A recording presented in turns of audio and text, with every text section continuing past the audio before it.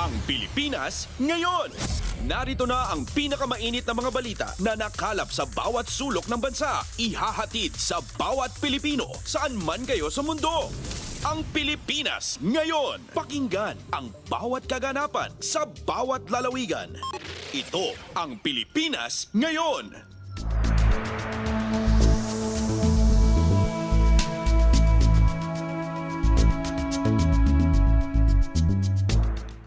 Magandang araw po sa ating mga tagapakinig. Welcome po ulit sa ating programang Ang Pilipinas Ngayon. Sa ngalan ni Ven Blones, ito po si Steph Vicente. Samahan niyo po ako sa kabuuan ng ating palatuntunan.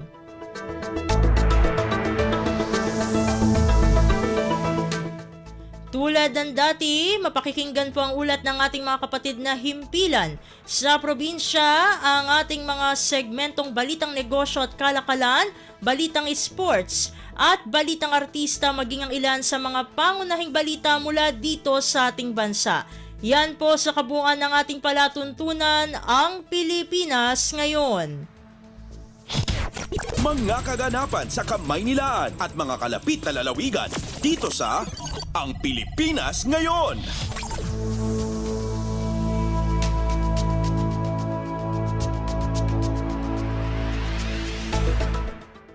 Sa makahalagang balita, may sakit sina Pangulong Ferdinand R. Marcos Jr. at First Lady Liza Araneta Marcos. Ayon sa Malacanang, nakararanas ang first couple ng mga sintomas tulad ng salagnat. Sinabi ng palasyo na umiinom naman sila ng tamang gamot para malunasan ang mga naturang sintomas. Maayos naman ang kanilang vitals. Pinayuhan sila ng kanilang doktor na magpahinga para sa mabilis na paggaling. Pasada ng mga balita mula sa Pilipinas para sa mga Pilipino saan man sa mundo. Ang Pilipinas Ngayon.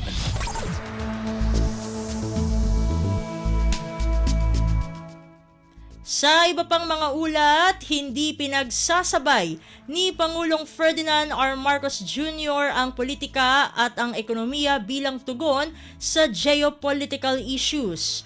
Binigyang diin ni Pangulong Marcos na mahalagang paghiwalayin ang politika at ekonomiya para patuloy na lumago ang bansa habang napapanatili ang political stability ng Pilipinas.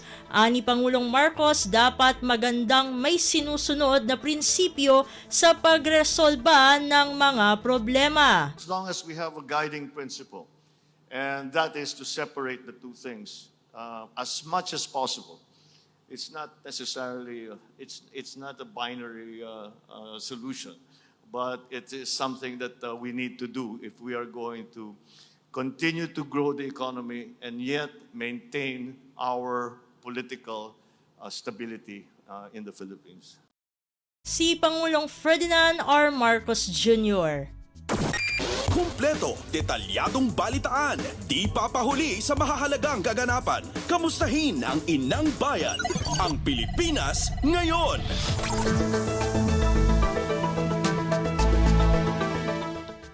Samantala, hinangaan ng Google Philippines ang mabilis na paglago ng ekonomiya ng Pilipinas sa ilalim ng administrasyon ni Pangulong Ferdinand R. Marcos Jr. Ayon kay Google Philippines Country Manager Jackie Wang, kahit mismo sa kanilang Digital Economy Report, lumalabas ang malalaking potensyal ng paglago sa Pilipinas. Sabi kasi ni Wang, lumobo sa $23 billion ang paglago sa merchandising value at nagkaroon ng tinatawag na giga growth ng 16% ang kumpanya. From a Google perspective, when we look at our digital economy report, our report reflects a lot of what you mentioned about the growth potential and the amazing growth that we've seen in Philippines. In Philippines in 2023, the digital economy is as big as $23 billion in gross merchandising value, and that's a compound CAGR growth of 16%.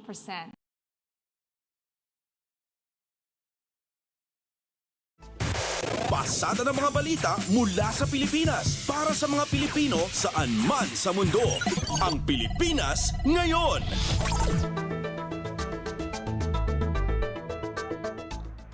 Sa iba pang mga ulat, pinuri ni San Miguel Corporation President and CEO Ramon Ang si Pangulong Ferdinand R. Marcos Jr. para sa pagpapalakas sa sektor ng enerhiya sa bansa. Ayon kay ang Pilipinas ang isa sa mga nagsimula ng pagpapaunlad ng geothermal power sa Asia.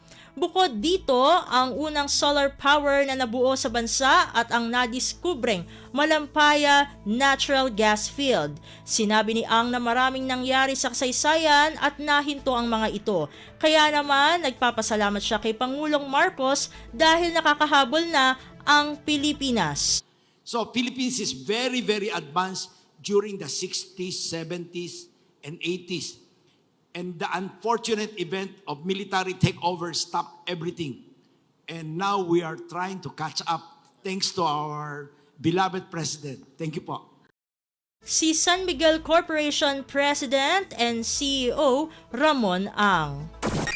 Kumpleto, detalyadong balitaan, di papahuli sa mahahalagang kaganapan. Kamustahin ang inang bayan, ang Pilipinas ngayon.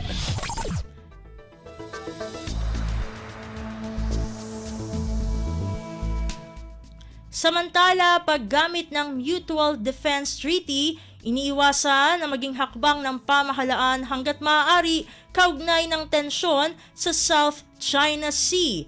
Ang detalye ng balita ihahatid sa atin ni Alvin Baltazar. Ang paggamit ng Mutual Defense Treaty ang hanggat maaari ay pilit na iniiwasan na maging hakbang ng gobyerno sa harap ng nagpapatuloy na tensyon sa South China Sea. Sa panayam ng Bloomberg kay Pangulong Ferdinand R. Marcos Jr., pinahayag nitong patuloy pa rin nilang ginagawang masolusyonan ang sitwasyon sa manageable level. Ito ay sa pamamagitan niya ng dialogo na umabot na sa ministerial at executive level. Muling nanindigan ng Pangulo na kapayapaan pa rin ang hanap ng bansa at pilit na iniwasan na mauwi sa mas mataas pang level ng tensyon ang pangyayari sa South China Sea. Mapanganib na isipin, sabi ng Chief Executive, na kung may anumang pangyayari ay takbo agad kay Big Brother. Hindi niya ganoon ang pagtrato upang harapin ang problema sa usapin sa South China Sea at sa halip, maaari pang makadagdag sa tensyon kung magagamit ang MDT. Mula sa Palasyo ng Malacanang, Alvin Baltazar, Radyo Pilipinas. Pasada ng mga balita mula sa Pilipinas para sa mga Pilipino saan man sa mundo. Ang Pilipinas ngayon.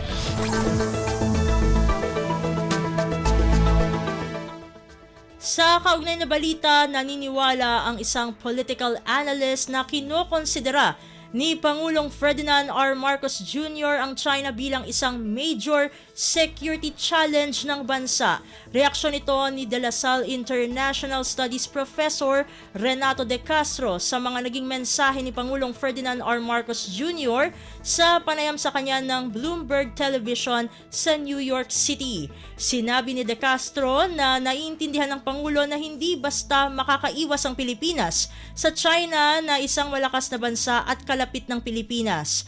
Ang issue ani De Castro ay ang panghihimasok ng China sa West Philippine Sea.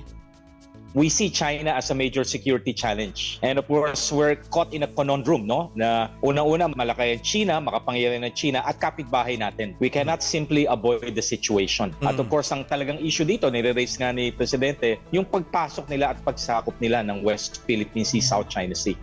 Si De La Salle International Studies Professor Renato De Castro.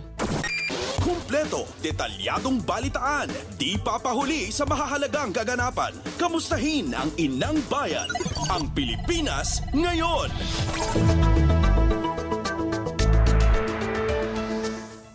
Sa kaugnay pa rin na ulat, pagpapahayag ng suporta ng Estados Unidos at international community dito sa ating bansa, malaking bagay sa gitna ng umiiral na tensyon sa West Philippine Sea. Narito si Leo Sarne para sa kabuuan ng balita. Malaking bagay ang pagpapahayag ng suporta ng Estados Unidos at international community sa Pilipinas sa gitna ng umiiral na sitwasyon sa West Philippine Sea. Ayon kay Philippine Navy spokesperson for the West Philippine Sea, Commodore Roy Vincent Trinidad, hindi lang ang Pilipinas ang apektado ng pag-aangkin ng China ng halos 80% ng buong South China Sea kundi mga ibang bansa din sa Southeast Asia. Pero itinuturing anya ng international community ang Pilipinas bilang geographical frontline sa pagpigil ng expansionist ambitions ng China sa rehiyon. Responsibilidad anya ng international community at ng Pilipinas na siguruhing manatiling bukas ang sea lanes at hindi basta-basta babaguhin ng iisang bansa ang rules-based international order sa karagatan. Ito anya ang dahilan kung bakit maraming bansa ang nagbibigay ng suporta sa Pilipinas. Tiniyak naman ni Trinidad na ano pa man ang gawin ng China ay gagawin din ng AFP ang kanilang mandato na ipagtanggol ang teritoryo ng bansa. Mula sa AFP, ito si Leo Sarne para sa Radyo Pilipinas. Pasada ng mga balita mula sa Pilipinas para sa mga Pilipino saan man sa mundo. Ang Pilipinas ngayon.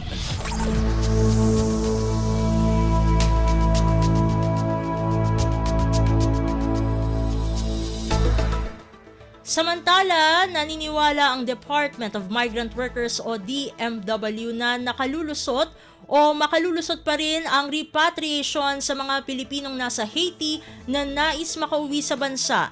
Sa panayam ng Radyo Pilipinas, sinabi ni DMW Undersecretary Hans Leo Kakdak na may kahirapan ang paghanap ng repatriation site para sa mga overseas Filipino worker dahil sarado ang international flights sa Haiti. Mahigpit na rin, ani Kakdak, ang land travels papunta sa capital town ng Haiti. Kahit yung land travel from within, lalo na yung papunta sa Port-au-Prince, yung capital, ay medyo may kahirapan. But mahalpasan natin ito at basta't maisa sa ayos lang yung flight, wala lang tayong takdang oras pa sa ngayon.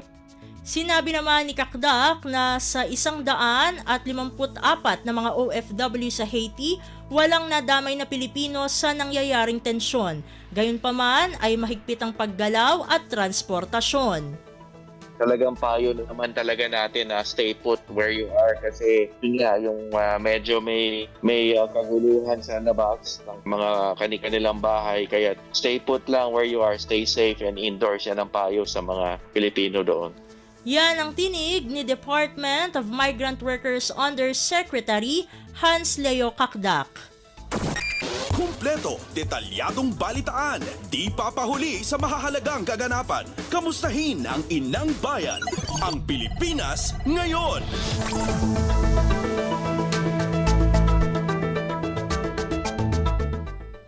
Sa iba pang mga balita, pamahalaan, wala pang naitatalang sakit na bunsod ng El Niño phenomenon dito sa ating bansa. Ang detalye ng balita, ihahatid naman sa atin ni Raquel Bayan. Wala pang naitatalang outbreak ang pamahalaan ng anumang sakit na bunsod ng matinding init dala ng El Niño phenomenon na nararanasan sa Pilipinas. Sa Bagong Pilipinas ngayon, sinabi ni Task Force El Niño spokesperson Joey Villarama na noong nakaraang linggo, nagtungo siya sa Occidental at Oriental Mindoro dahil sa napaulat na mataas na bilang ng diarrhea cases dahil sa kakulangan ng malinis na inuming tubig. Ang Department of Health anya, katuwang ang iba't ibang tanggapan ng pamahalaan ay mahigpit itong tinututukan upang hindi na umakyat pa sa outbreak level. Kaugnay nito, siniguro ng opisyal ang kahandaan ng mga pampublikong ospital at institusyon upang magpaabot ng serbisyo sa publiko sakaling mauwi ito sa outbreak. Siniguro rin ng opisyal na sapat ng supply ng kuryente para sa tuloy-tuloy na operasyon ng mga health facilities sa lugar. Kaugnay nito, paulit-ulit rin anya ang paalala ng DOH na bantayan ang kalusugan ng mga bata at mga nakatatanda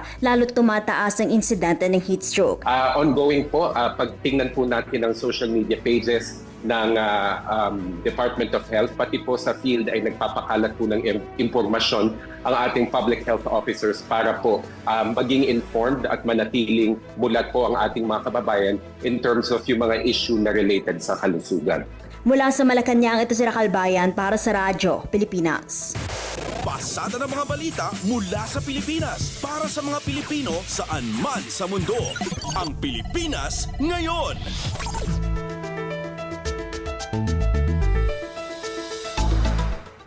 Samantala, Department of Transportation o DOTR natukoy na ang mga lugar na pagtatayuan ng mga bagong pantalan dito sa Pilipinas. Ang kabuang ulat, ihahatid sa atin ni Dayan Lear. Natukoy na ng Department of Transportation o DOTR ang 200 lugar kung saan itatayo ang mga bagong pantalan sa bansa.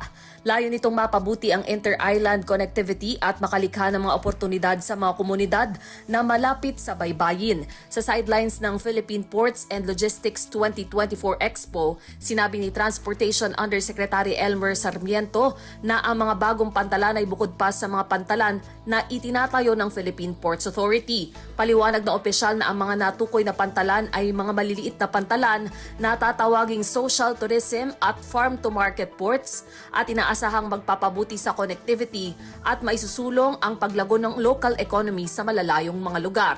Umaasa naman ang DOTR na maaprubahan ng Department of Budget and Management at ng mga mambabatas ang pondo ng nasabing proyekto. Kapag naaprubahan, sisimulan ng konstruksyon sa 2025 at inaasahang matatapos sa 2028. Ito si Dayan Lear para sa Radyo Pilipinas. Kumpleto, detalyadong balitaan, di papahuli sa mahahalagang kaganapan. Kamustahin ang inang bayan, ang Pilipinas ngayon.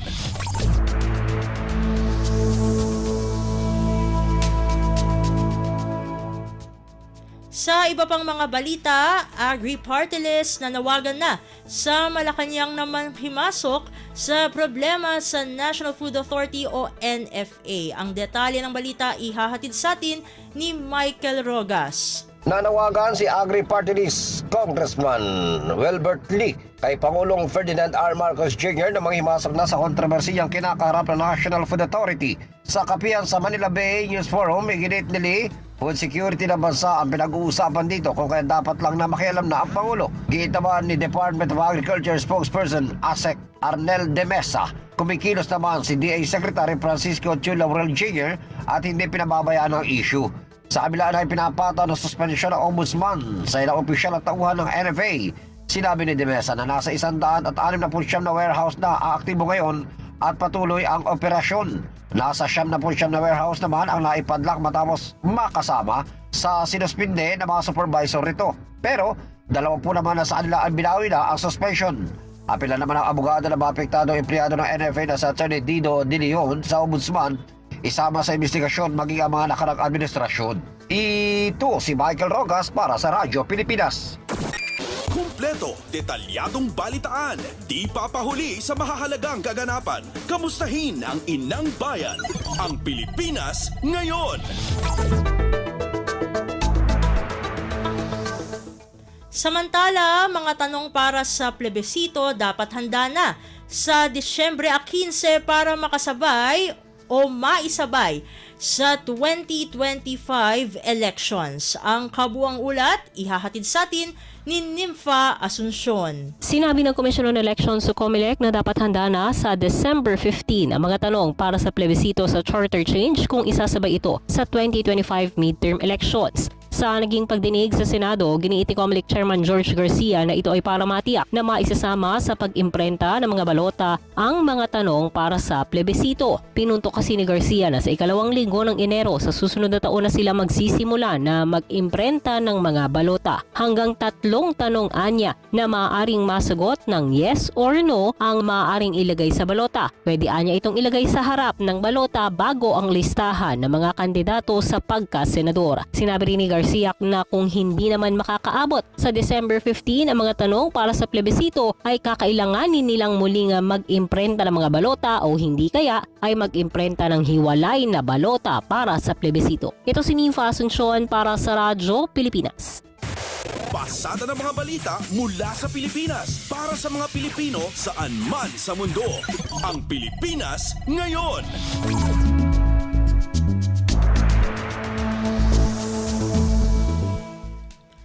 At iyan ang mga maiinit na kaganapan para sa araw na ito. Samantala, ating antabayanan ng mga ulat mula sa ating mga kapatid na himpilan sa probinsya para sa regional news. Balita mula sa lalawigan sa bawat rehiyon ng ating bayan. Dito sa Ang Pilipinas Ngayon.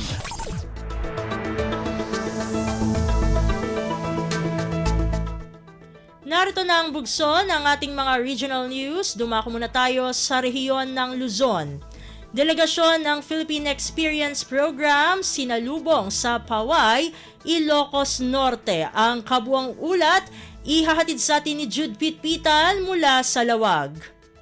Sinarabo ti lokal a gobyerno iti ili ti paway dagiti delegasyon ti Philippine Experience Program iti kalabas sa kaspanang paigat iti turismo tinasao nga lugar. Karaman kadagiti bisita tinasao nga ili the Department of Tourism Secretary Cristina Frasco, dagiti tourism stakeholders, dagiti sumagmamano analatak a vloggers kenda dumapaitap no maipakita ti kinapintas dagiti lugar tinadakamat nga ili ken iti kultura na. Segon ken ni Mayor Sheila Galano, nasarabot delegasyon babaan ti panagtukar ti rondalya manipod tinasao nga ili adapay ti mini guling-guling sa dinno nang ipaay ti sala dagiti tagapaway National High School nagluto dagiti residente ti Dodol kenda dumapay in panakkel ni Galano ababaan kadagitoy nga aktibidad maipadas dagiti bisita no kasano karangay ti kultura ken no kasano kaimas dagiti makan amaramanan iti ilida manay ti dato nang ipaay iti Department of Tourism ti Certificate of Appreciation iti Provincial Government of Ilocos Norte ken iti lokal a gobyerno iti ili ti paway gapo iti nabalegi a preparasyon para tinasao nga aktibidad idinto anang isagana ti pasalubong package kadagiti bisita a maiyawid da kadagiti bukod da a lugar. Manipod iti syudad ti Lawag, Jude Pitpitan para iti Radyo Pilipinas World Service.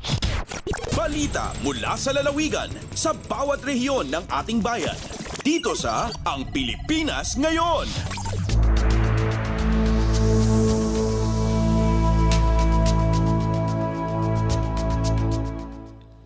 Inyong napakinggan ang ulat ni Jude Pitpitan mula sa Lawag. Dumako naman tayo sa Agoo, Migrants Brew.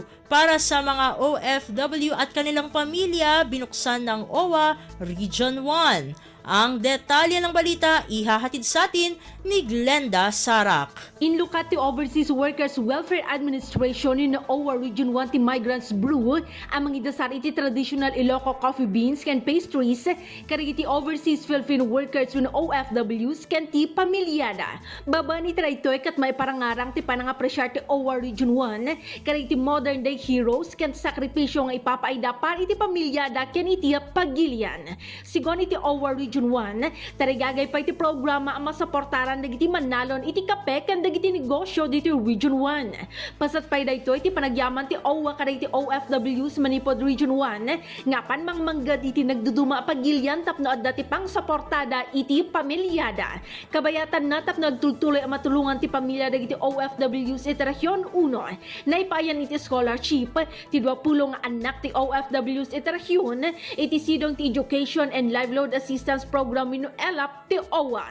Nadisenyo ti ELAP tapno matulungan dagiti survivors dagiti pimusay nga OFWs nga aktibo ang miyembro ti OWA sakbay a pimusay wenno dagiti OFWs ana ibalod ken nakadngan a mabitay iti sabali a pagilian. Manipod RP Agoo, Glenda Bakungan Sarak para iti Radyo Pilipinas World Service. Balita mula sa lalawigan sa bawat rehiyon ng ating bayan. Dito sa Ang Pilipinas Ngayon.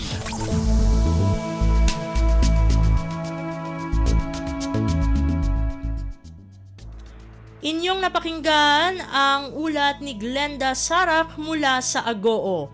Dakuin naman natin ang rehiyon ng Kabisayaan, Tarsier, patay sa forest fire sa Eastern Samar.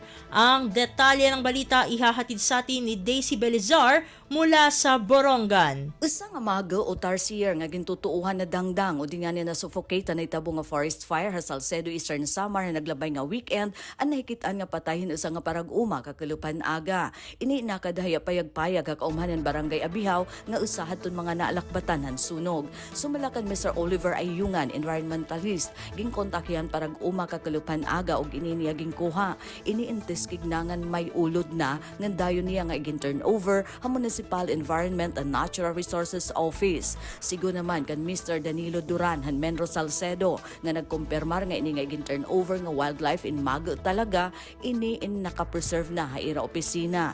Pulong niya an Mago in warigud kasungan pero posible na matay daraton kadangdang o di nga ni ka-suffocate kang han forest fire. Ini nga species pulong niya in mamadagko kontra hiton makikita habuhol ngan hura ha kagaguban ng Salcedo pati na ha mga kabakawan. Ang bungtuhan Salcedo naka-experience in forest fire dinan Domingo nga adlaw nga nakaalakbat hintulong nga mga barangay an Ibiran, Abihaw nga naparaan. Eastern Samar. Tiga nga Borongan City, Daisy Lalosa Bilizar, Radyo Pilipinas World Service. Balita mula sa lalawigan sa bawat rehiyon ng ating bayan. Dito sa Ang Pilipinas Ngayon.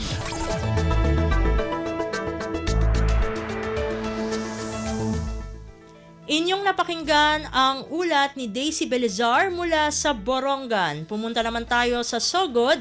Mga produktong gawa ng mga kababaihan, tututukan ng lokal na pamahalaan ng Maasin Southern Leyte. Pakinggan natin si Dalia Orit para sa kabuuang ulat. Pagatutukan sa buhatan sa Maasin City, Social Welfare and Development Office ang pagbaton sa usa ka pasalubong center aron nato i-display o itinda ang mga kaugalingong mga produkto nga ginama sa lain-laing mga women's association sa dakbayan sa Maasin. Ang maong pasalubong center gilantaw nga anhay pahimutang sa bagong tourism center nga hapit na mahuman diha sa may terminal area sa syudad. Sumala pa ni Ma'am Jade Maturan Bistudio, ang City Social Welfare and Development Officer. Giluwatan ni Bistudio ang maong plano atol sa kapihan diin siya mao'y bisita kuyog ang mga pangu sa pipila ka mga women's association sa syudad. Diha sa maong kapihan forum, may mga gidala nga sample sa mga nahimo nilang mga produkto ang mga women's association sa masasukhang kung suka nga hang nga hinimo sa pundok sa mga kababayen-an sa barangay Pinaskuhan, mga trapo ug patuholder sa taga-Gawisan ug Abgao, dansalan chips sa taga-Kabulihan ug uban pa. Subay ni ini, gihagit ni Bistudio nga mas palambuon pa nila ang mga produkto, mas paanindutan pa, uban sa abag sa mga nasudnong ahensya, aron ni kapasigarbo unya nga matinda sa pasalubong center diha sa bagong tourism center. Gikan diri sa Southern Leyte, kini si Dalia Urit para sa Radyo Pilipinas World Service. Balita mula sa lalawigan sa bawat rehiyon ng ating bayan. Dito sa Ang Pilipinas Ngayon.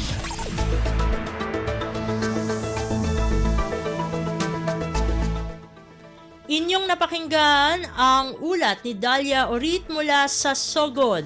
Dakuin naman natin ang rehiyon ng Mindanao, Port Management Office ng Cagayan de Oro at Misamis Oriental nagsagawa ng paghahanda para sa darating na Holy Week.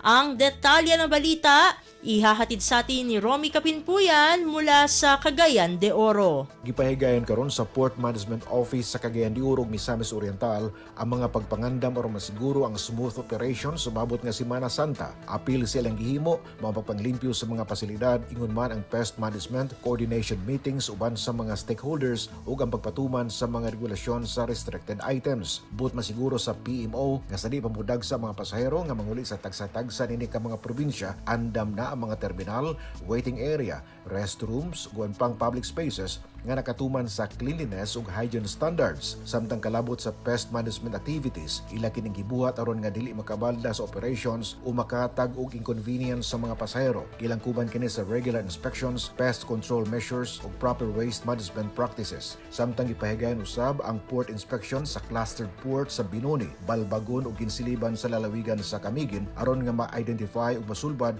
ang unsaban nga potential issues. Gikan sa Radyo Pilipinas Cagayan de Oro, Romy Kapinpuyan para sa Radyo Pilipinas World Service. Balita mula sa lalawigan sa bawat rehiyon ng ating bayan. Dito sa Ang Pilipinas Ngayon.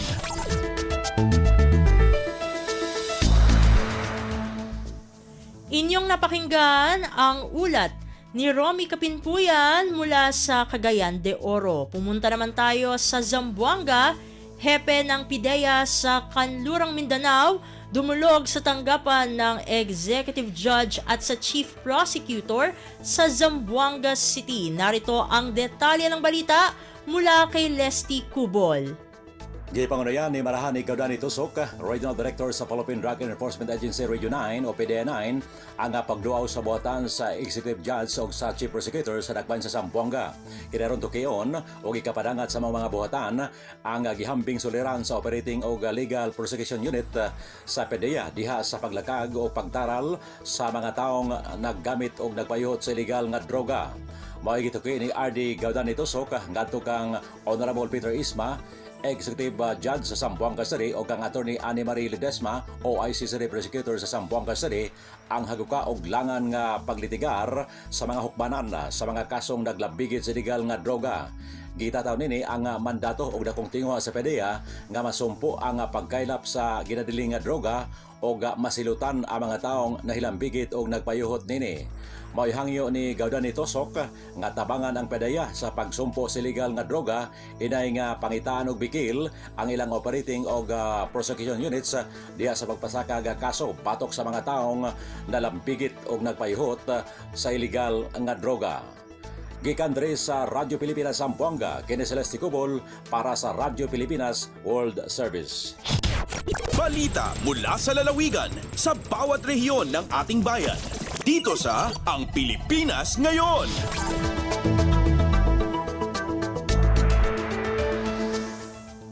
Inyong napakinggan ang ulat ni Leslie Cubol mula sa Zamboanga. Dumako naman tayo sa Iligan. DTI Misamis Occidental naglunsad ng diskwento caravan kasabay ng buwan ng kadiwa ng Pangulo sa Ozamis City. Ang kabuang ulat ihahatid naman sa atin ni Sheriff Timhar Habib Majid. Gilusad sa Department of Trade and Industry o DTI Misamis Occidental Provincial Office ang diskwento caravan dungan sa kadiwa ng Pangulo niadtong Marso 15 sa Asenso Ozamis Wellness Park, Ozamis City, Misamis Occidental. Kiniagig pakigiusa sa paghandom sa World Consumer Rights Day 2024 nga adunay temang Fair and Responsible AI for Consumers. Nakigtambayayong ang DTI sa Local Government Unit o LGU Ozamis City ug LGU Misamis Occidental. Ang tumong ninimo ang paghatod og serbisyo pinaagi sa pagpakita sa nagkalain-laing diskwento sa presyo sa mga batakang palaliton ngadto sa mga konsumante. Kahinumduman nga opisyal nga gilusad ang binuan nga kadiwa sa Pangulo niadtong Enero 30 sa Asenso Ozamis Wellness Park sa Maong Syudad.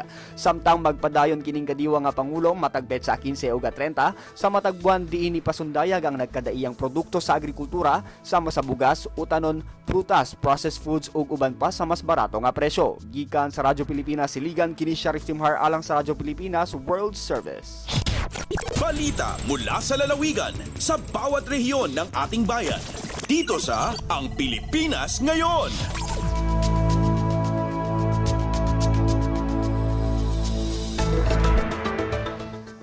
Inyong napakinggan ang ulat ni Sheriff Timhar Habib Majid mula sa Iligan.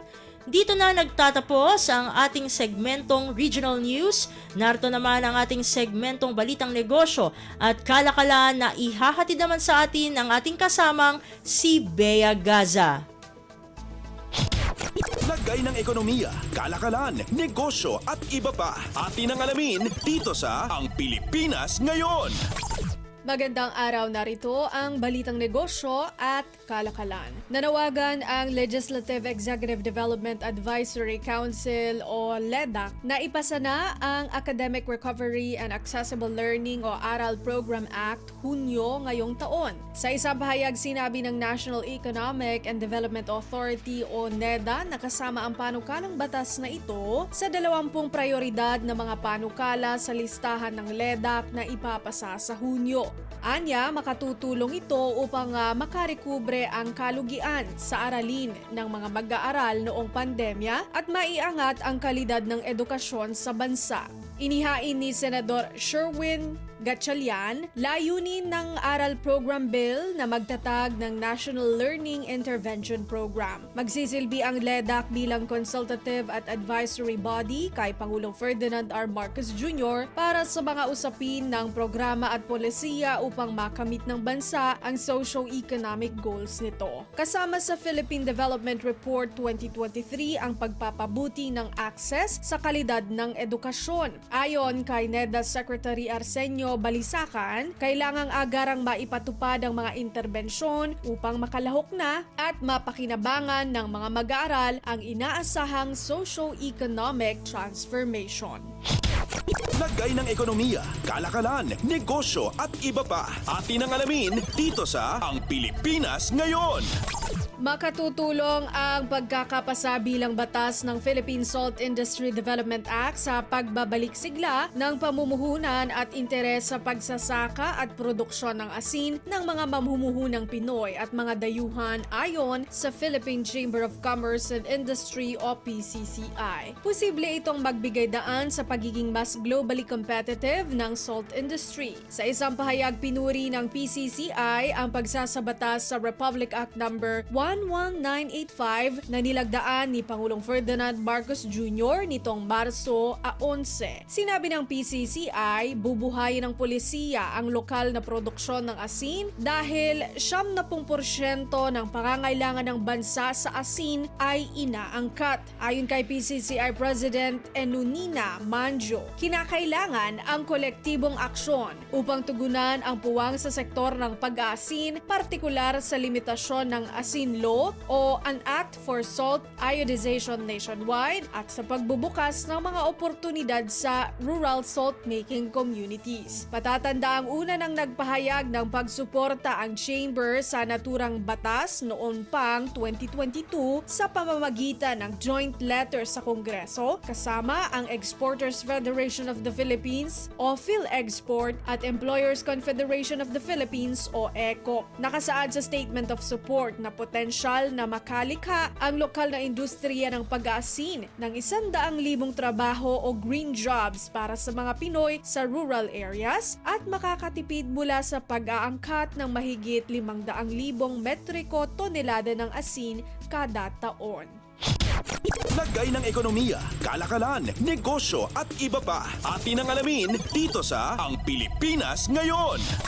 Hinimok ng Taiwan ang mga lungsod sa mundo na maging aktibo sa pagtataguyod ng pamumuhunan sa renewable energy upang tugunan ang epekto ng climate change. Ito ay kasunod ng pagpapatupad ng Taiwan ng polisiya sa pagbabawas ng greenhouse gas emissions at pagtatransisyon patungo sa environmentally sustainable energy sources. Inihayag ang naturang polisiya ni Taiwanese Premier Chen Chien-jen sa kanyang naging mensahe sa Net Zero City Leaders Summit bilang bahagi ng 2024 Smart City Summit and Expo sa Taipei Nangang Exhibition Center Hall 2 kamakailan. Dagdag ni Chen, patuloy ang renewable energy sector sa pagpapakita ng paglago sa gitna ng inisyatibang internasyonal upang makamit ang net zero emissions sa 2050. Ang net zero ay ang estado kung saan balanse ang pagpoproduce at pagbabawas ng greenhouse gases mula sa hangin. Ilan sa mga hakbang ng pamahalaan ng Taiwan upang makamit ang net zero emission sa taong 2050 ay ang dagdagan ang renewable energy sources tulad ng solar at wind power, isulong ang green industries at low carbon technologies, pati na ang pagtitiyak ng makatarungang transisyon para sa mga manggagawa at komunidad na apektado ng paglilipat sa makabagong energy sources. Makatutulong din ayon kay National Development Council Minister Kung Ming Sin ang pagbabago ng lifestyle ng publiko sa pagbabawas ng carbon emission.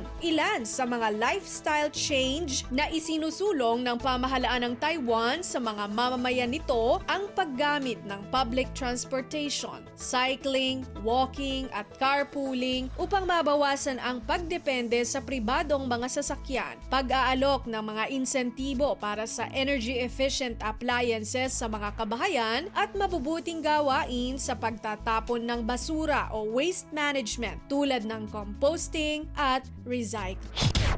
Lagay ng ekonomiya, kalakalan, negosyo at iba pa. Atin ang alamin dito sa Ang Pilipinas Ngayon. At yan po ang ating balitang negosyo at kalakalan. Ito si Bea Gaza para sa Radyo Pilipinas World Service. Lagay ng ekonomiya, kalakalan, negosyo at iba pa. Atin ang alamin dito sa Ang Pilipinas Ngayon.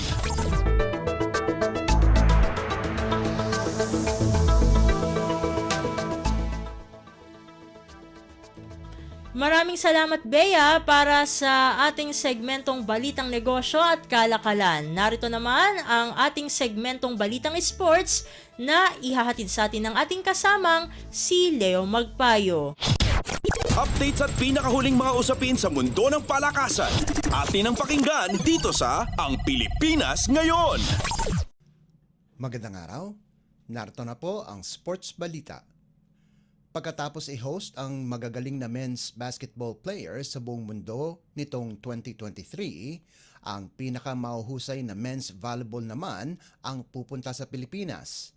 Nanalo ang Pilipinas na i-host ang Federation Internazionale de Volleyball o FIVB Men's World Championship na gaganapin mula Setyembre 12 hanggang 28 sa taong 2025.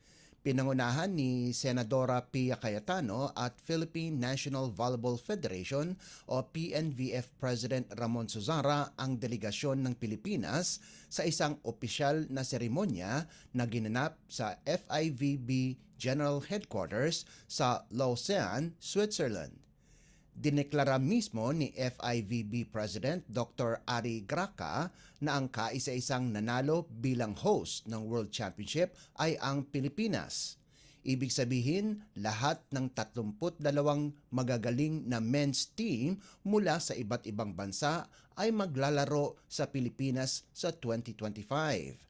Kasama din sa delegasyon sina PNVF Secretary General Don Caringal, Vice President Richard Palau, Executive Director Marie-Louise Principe at Event Director Pauline Marie Ick.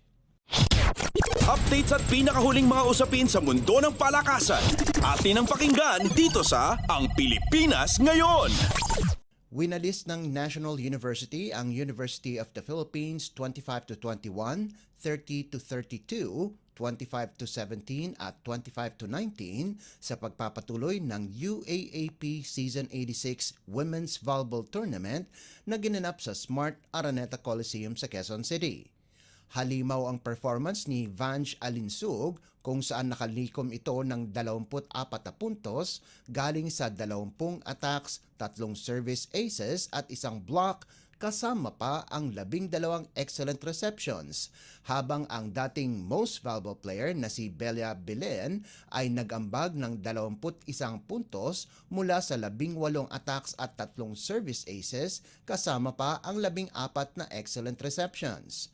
Nanguna naman si Steph Bustrillo sa panig ng UP sa nagawa nitong 17 puntos habang nakakuha ng 9 na blocks si Pling Baklay. Sa panig naman ng men's volleyball, natalo ng National University ang University of the Philippines Fighting Maroons 25-23, 25-22 at 25-16. Pinangunahan ni Nico Almendras ang Bulldogs sa nagawa nitong 19 na puntos para buksan ng NU ang ikalawang round ng isang panalo. Nagdagdag naman ng 13 puntos si Jade Disquitado para sa Bulldogs at 11 puntos naman para kay Leo Aringo. Si Angelo Lagando ang nanguna sa UP sa nagawa nitong 14 na puntos habang nakascore ng 12 markers si Luis Gamban. Wala pa ring panalo ang Fighting Maroons sa loob ng 8 laro habang gumanda ang record ng NU sa 7-1. Updates at pinakahuling mga usapin sa mundo ng palakasan. Atin ang pakinggan dito sa Ang Pilipinas Ngayon. Pelita Jaya Basketball Club ang panibagong koponan ni Justin Brownlee pagkatapos opisyal na i-anunsyo ng Indonesian team ang pagpirma ng Gilas Pilipinas naturalized player at Barangay Ginebra resident import. Pinoste ang pagdating ni Brownlee sa kanilang social media account at ang kanyang pagpunta sa media day ng koponan. Opisyal na sumali sa Pelita Jaya si Brownlee, isang 3-time champion ng Indonesia Basketball League o IBL na may basbas mula sa management ng Ginebra na kasalukuyang nasa kalagitnaan ng paglalaro sa PBA Philippine Cup. Kasalukuyang nasa ikalimang pwesto ang Pelita Jaya sa IBL at hindi bago ang koponan sa pagkuha ng serbisyo ng mga Pilipino katulad ni Coach Nat Canson at player Bong Ramos. Hindi rin bago sa Indonesia ang humugot ng mga PBA imports. Isa na dito si 7-time best import na si Bobby Parks kung saan naglaro ito sa Aspak Jakarta noong 1990s. Masisilayan si Brownlee sa kanyang unang laro sa Pelita Jaya itong darating na Sabado laban sa Rans Simba. Updates at pinakahuling mga usapin sa mundo ng palakasan. Atin ang pakinggan dito sa Ang Pilipinas Ngayon. At yan ang pinakahuling balita sa larangan ng palakasan. Para sa Radyo Pilipinas World Service, ito po si Leo Magpayo. Magandang araw. Updates at pinakahuling mga usapin sa mundo ng palakasan. Atin ang pakinggan dito sa Ang Pilipinas Ngayon.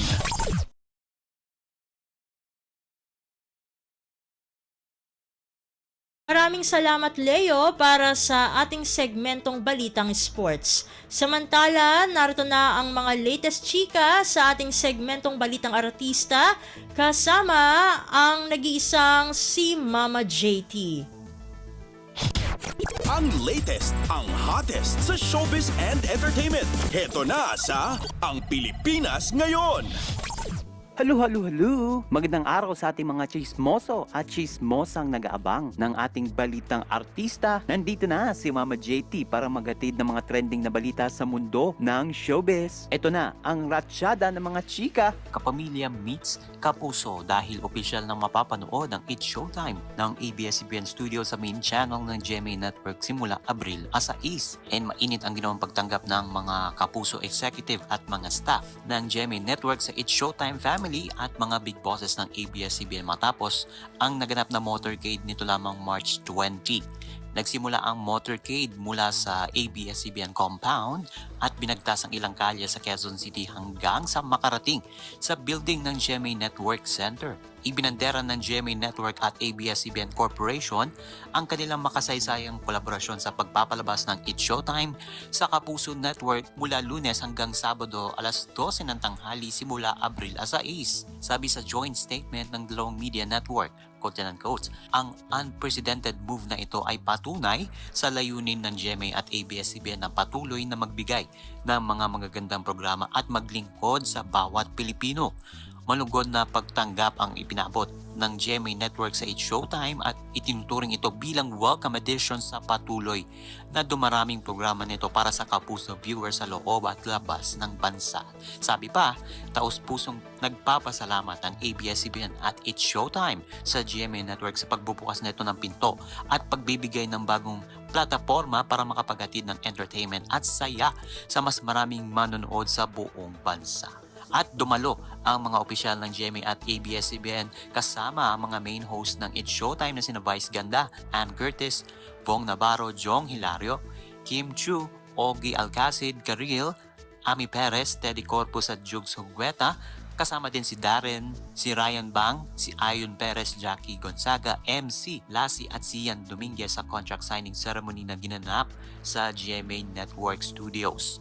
And pinangunahan ng event ng mga executives ng dalawang network na sina Chairman Attorney Felipe Algoso na nagre-representa sa GMA, gayon din ang President at CEO na si Gilberto Duabit Jr., ang Executive Vice President at Chief Financial Officer Felipe Yalong, Senior Vice President for Programming Talent Management at GMA Films President CEO Attorney Annette Gozon Valdez. At syempre, sa ABS-CBN side naman ay sina Chairman Mark Lopez, President at CEO Carlo L. Katigbak, Chief Operating Officer for Broadcast Cory V. Vidanes at Group Chief Financial Officer Rick Tan. And congratulations sa bubuo ng It's Showtime! Samantala, hindi napigilan ng Kapamilya TV host actress na si Kim Chu ang maging emosyonal dahil sa mainit na pagtanggap ng madla sa Filipino adaptation series nila ni Paolo Avellino ng Korean drama na What's Wrong with Secretary Kim. Sa X-account, ibinahagi ng It's Showtime host na nakatanggap siya ng tawag mula sa staff ng VU. Yan yung online streaming platform kung saan nagkaroon daw ng technical difficulties ang app dahil sa sabay-sabay na paggamit. And saad ni Kim dyan, nakakayak sa tuwa po. Yan yung kanyang sinabi doon sa staff ng VU. At tip ng actress para sa mga manonood kung paano mapanood ng maayos ang kanilang series. Sabi niya, i-refresh lamang daw para lumabas ang drama series. And makikita rin sa tweet ng Kapamilya actress ang pasasalamat sa pagtangkilik ng mga manonood sa Philippine adaptation ng hit Korean TV series. Quote and unquote, thank you sa support for What's Wrong with Secretary Kim. Niretweet naman ni Paolo ang tweet ng kanyang ka-love team at sinabing quote and unquote, okay na daw, just keep refreshing kasing fresh ni Sec Kim. And marami sa mga netizens ang nag-reply at sinabing deserve ng actress ang mga natatamasang blessing. Sabi ng isa nating netizen, congratulations Kim and Paolo, sobrang ganda. Being a K-drama fan, I watched the original pero iba kayong dalawa and the cast, nakakakilig and the production is world class. Kaka-proud maging Pinoy, so proud of you both. O ayon pa sa isang viewer ng naturang serye, you did justice to your roles. The Filipino touch was so apparent yet the K-drama films were all on point. Had fun watching, excited to see the next episodes. At sa huli nating chika, laugh trip ang kapwa celebrities at netizens sa video ni megastar Sharon Cuneta habang naglalagay ng Japanese food na handa sa isang container sa birthday celebration ng actor-politician na si Gian Soto. Yan yung Quezon City Vice Mayor. And sa kuhang video ni Sharon Soto na present sa celebration na naka-upload sa kanyang Instagram, makikitang naglalagay si Ate Shawi ng ilang mga pagkain sa hawak na lalagyan at Sharon o ibig sabihin niya na kumukuha ng pagkain at nilalagay nga sa container. At ang pangalan niya ay ginagamit kapag mag-uwi o magbabalot ng handa mula sa isang gathering mula naman sa kanyang pinasikat na awiting bituing walang ningning. Sabi nga ni Shara doon sa kanyang post, siya na nagsasharon guys. At humirit naman itong si Ate Shawi. Ako na to, si Sharon, huwag kayong mahiya basta nagpaalam ako, matinong nagpaalam. Hirit pa ni Shara, PS, si Sharon, sumasharon. And ito sa panayam ni OG Diaz kay Sharon, nasabi niya na hindi raw siya na-offend kapag ginagamit ang pangalan niya sa pagbabalot ng pagkain sa mga handaan. And OMG, wala nang tayong oras para sa ating balitang artista. Maraming salamat mga kachismis sa pakikinig sa aking mga chika for today. Ako po si Mama JT para sa Radyo Pilipinas World Service. Ang latest, ang hottest sa showbiz and entertainment. Heto na sa Ang Pilipinas Ngayon.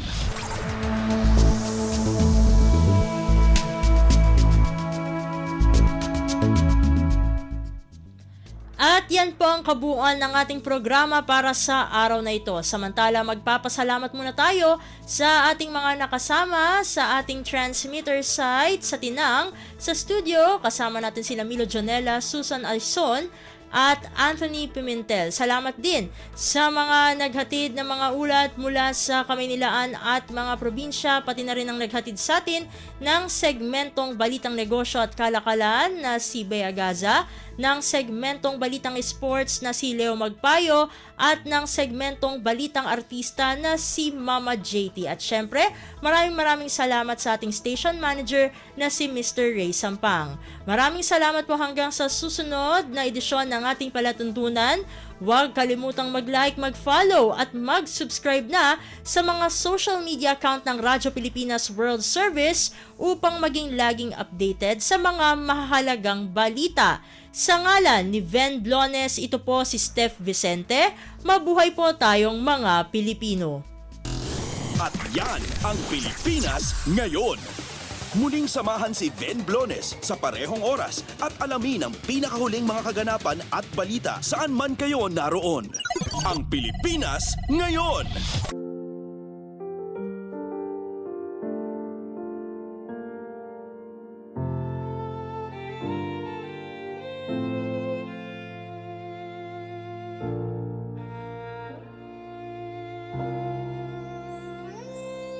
Ang tanging may pamamaan ako'y edukasyong Pilipino.